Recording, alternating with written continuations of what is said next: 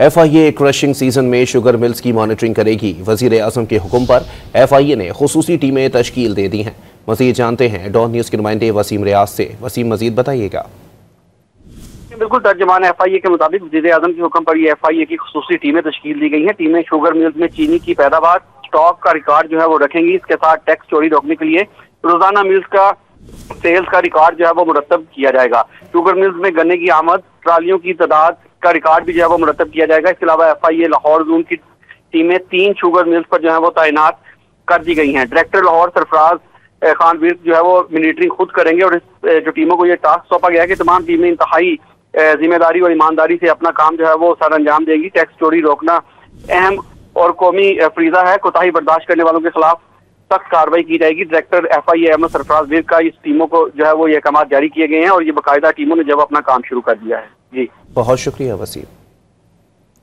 आपको बताएं कि FIA क्रशिंग सीजन में शुगर मिल्स की मॉनिटरिंग करेगी। वजीर आजम के हुक्म पर FIA ने खुसूसी टीमें तश्कील दे दी हैं। वजीर आजम के हुक्म पर FIA ने खुसूसी टीमें तश्कील दी हैं। टीमें शुगर मिल्स में चीनी की पैदावार, स्टॉक का रिकॉर्ड रखेंगी। तर्जुमान FIA के मुताबिक टैक्स चोरी रोकने के लिए रोजाना मिल्स की सेल्स का रिकॉर्ड मुरतब किया जाएगा।